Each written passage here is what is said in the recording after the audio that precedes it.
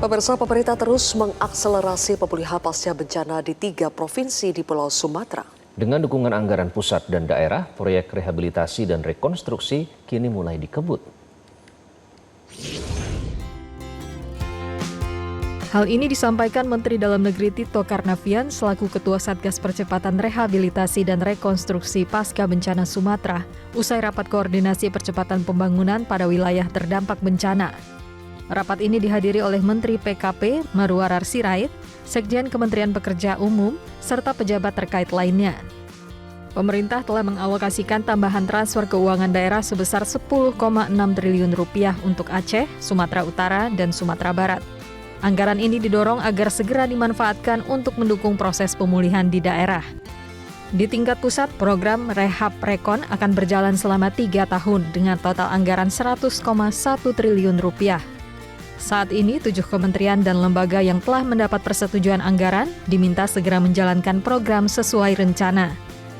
Mendagri Tito Karnavian menyebut pihaknya akan mempercepat pembangunan hunian tetap bagi warga terdampak, baik melalui skema pembangunan di lahan milik warga maupun kawasan permukiman baru. Pelaksanaan program ini akan dimonitor secara berkala agar pemulihan berjalan sesuai target.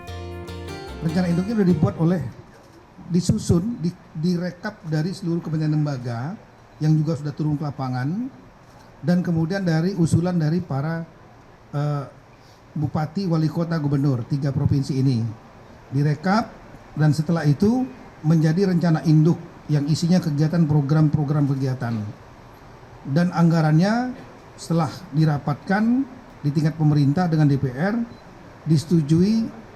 Rehab Rekon ini berlangsung 3 tahun dari 2006, 2007, 2008. Total anggarannya 100,1 triliun ya, untuk 2026 lebih kurang sebanyak 39 triliun lebih. Menteri Perumahan dan Kawasan Permukiman Marwarar Sirait menargetkan pembangunan hunian tetap bagi warga terdampak bencana di 3 provinsi Sumatera dimulai pada September mendatang. Namun penyelesaian lahan masih menjadi salah satu tantangan yang harus segera dituntaskan. Menteri PKP Marwarar Sirait mengatakan proses tender pembangunan hunian tetap telah berjalan dan pembangunan siap dimulai pada September. Pemerintah daerah diminta segera menyelesaikan persoalan lahan agar proyek tidak mengalami kendala.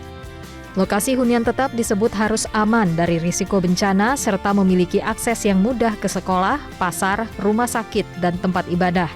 Hal ini agar kawasan yang dibangun dapat ditempati dan dimanfaatkan masyarakat secara optimal. Saya sudah minta dari awal lahan yang disiapkan itu benar-benar aman.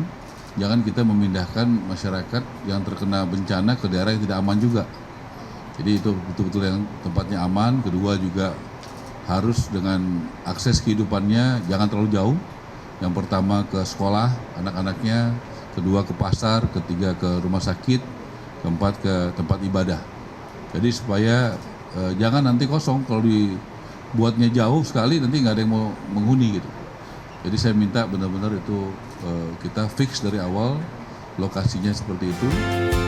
Dalam pembangunannya, pemerintah akan menggunakan teknologi RISA dan material produk dalam negeri dengan melibatkan UMKM. Pembangunan secara masif di Aceh, Sumatera Barat, dan Sumatera Utara ditargetkan mulai berjalan pada September. Jelajahi cara baru mendapatkan informasi. Download Metro TV Extend sekarang.